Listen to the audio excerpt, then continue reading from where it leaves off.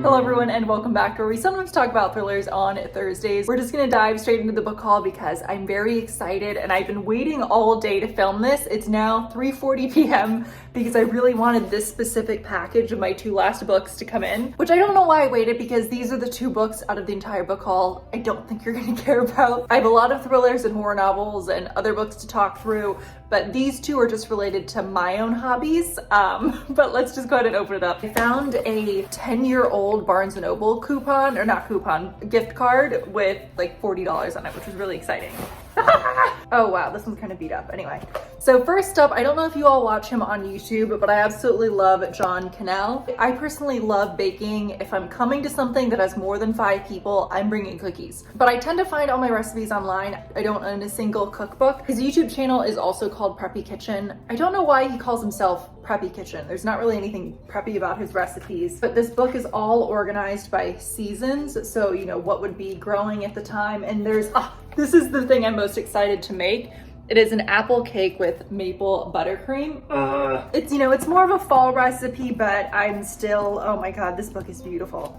So just so incredibly excited. And I've been trying to get into, I'm not a big meat cooker, but I want to learn, so I might try making some of these for dinner. So very excited. And I will say that I post a lot of my baking and drawing, which I'll talk about next, on my Instagram stories. I don't ever make YouTube videos about it because I'm not particularly good at either, which is why I bought both. But if you ever want to follow along, I post a lot there. But this next kind of hobby book is You Will Be Able to Draw by the End of This Book by Jake Spicer. And what's interesting about this is, here's the little rubber band.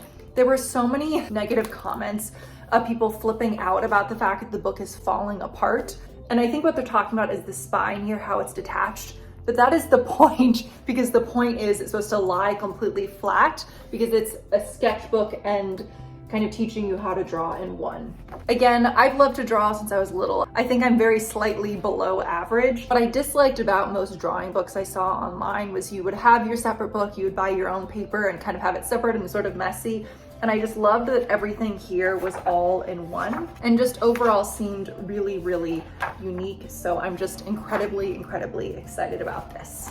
I do have a big pile of physical books, but next, before I forget, I want to talk about the 2 books that I purchased recently that I don't have physical copies of. So first up, this will not be a surprise at all. That is How to Sell a Haunted House by Grady Hendrix. I talked about this in my 2023 TBR of books I'm most excited about. I'll have that linked at the end of this video. I loved one of his books, didn't love the other, but this just seems so much fun. And I will say I'm already a third of the way into it. I'll probably post a YouTube short reviewing it because I don't know if I will have enough for a whole entire video. But this is about Louise, and she finds out that both of her parents have died in Charleston. So she returns home to try and sell their house, deal with the funeral, all of that. And she has to unfortunately deal with all of that with her very annoying and kind of selfish little brother. So far, it's very, very funny, which I was kind of expecting, but I'm just so excited to finish this and review it here. Next book I think is gonna be kind of a combination of fantasy and horror, and that is The Pacts You Make for Love by S.K. Nova. And I purchased this just for a couple dollars on Amazon for my Kindle. This has to do with, I'm only 10 pages in, so I could be summarizing this wrong, but this has to do with, I believe, kind of witches. They make pacts with people at their most vulnerable moments, and part of that pact is that you'll do something for them down the road, and it could be something as simple as posting a letter or something as ghastly as a murder. Our protagonist is Alyssa Sorrow, a poor scholarship student at a private school for the elite, and she finds herself at the center of these pacts. And this is a unique one because it was actually written by my friend. To be very clear, they did not ask me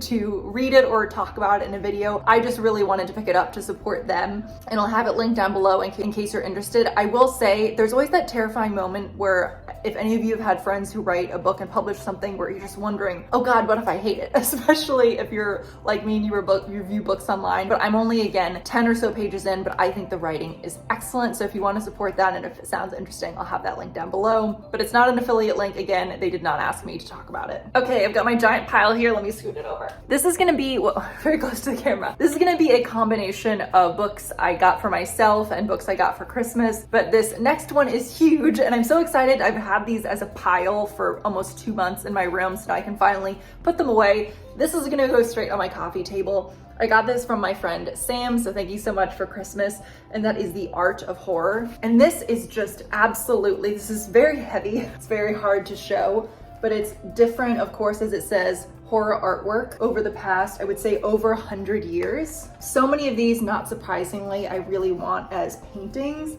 I just think that, oh my God, they're just incredible. And so this is just, for me, my perfect ideal coffee table book. So excited. This next one I know has been very popular, especially in 2022. So if you've read this, please let me know what your thoughts were on it. But that is The Sentence by Louise Erdrich. It takes place at a small independent bookstore in the Midwest that is haunted from November of 2019 to November of 2020 because one of the store's most annoying customers dies on All Souls Days and her soul will not leave the store. And our protagonist is Tookie, and she has landed a job selling books after years of incarceration, and she must solve the mystery, I believe, of this customer's death. This was actually, my boyfriend's mom was reading this, and I happened to pick it up and I read the back and I just saw haunted bookstore, I need this. And she really kindly remembered me saying that I thought it sounded interesting, and she just gave it to me as part of my Christmas gifts, which was very, very thoughtful of her. Then is a book I've been wanting to read for years and years and years, and that is Ring. I'm sure I don't need to say what Ring is about because of course it's what the famous movie was based on.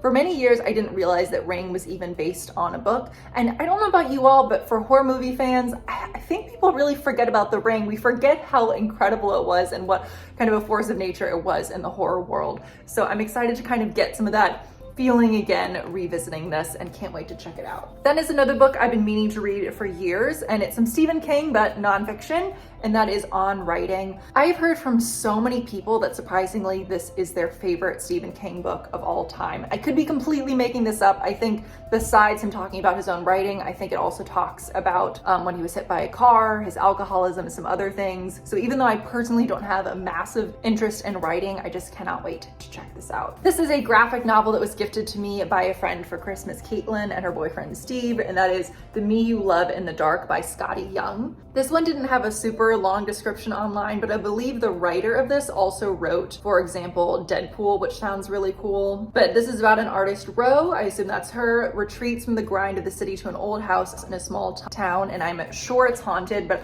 I just flipped through this and it looks incredibly fun. I'm also a little tempted to wait because I just skimmed through and I saw Christmas hats, and so I want to check it out soon, but I also might wait until Christmas time next year, but probably not. That's a long time away. This was a book I put on my own personal Christmas list, and so I was really happy to get. That is The Silent Companions by Laura Purcell. This is some historical horror, I believe, and Elise is married to handsome young heir Rupert, and she believes, she's destined for a life of luxury, but suddenly she is pregnant and widowed just weeks after their wedding, and she's very lonely. The villagers are very hostile, and inside her home lies a locked door beyond which is a painted wooden figure, a silent companion that bears a striking resemblance to Elise herself. The residents of the state are terrified of the figure. So this sounds like such a really, really unique concept. And I love some historical horror. If any of you have recommendations for other historical horror, please let me know, because I haven't read much. This next one's kind of a funny one because I mentioned before I get a lot of book recommendations from a pop culture podcast called the Popcast. And I remembered and couldn't really remember the title of a book they had mentioned. It was a thriller of a woman who, goes missing, I think it is, and then she returns home and her husband and his new wife are there. And I thought that was this. I thought it was The Kept by James Scott. And then when it finally came in the mail, I realized that I clearly didn't do enough research because it's the wrong book. I don't know why I thought this was the book, but it will be funny if this turns out to be very good because it does sound really interesting. So this takes place in the year 1897, and a trio of killers descends upon an isolated farm in upstate New York. Midwife Elspeth returns home to the carnage, her husband and 4 of her children murdered. Before she can discover her remaining son Caleb alive and hiding in the kitchen pantry, another shot rings out. 12-year-old Caleb must tend to his mother until she recovers. Not typically the type of book I would pick up, but I just think it will be so funny if it ends up being a new favorite, so we'll see. And in case you're curious, I finally realized after this came in, the book that they'd actually recommended that I was trying to think of was Unmissing by Minka Kent. So let me know if you've read it and if you think that one's worth reading. Next, okay. This one, my friend Sam is a huge reader. She has really, really great taste in books. And she kept saying in a group chat with me and another friend that a book called Vladimir was really good and she thought we would really love it. And with it being called Vladimir, clearly I was just skimming her messages. This is another mistake on my part. I was picturing, the book cover was gonna be a castle, maybe this had to do with vampires. So I was a little bit surprised when she said I could borrow this in another book, and this was the cover.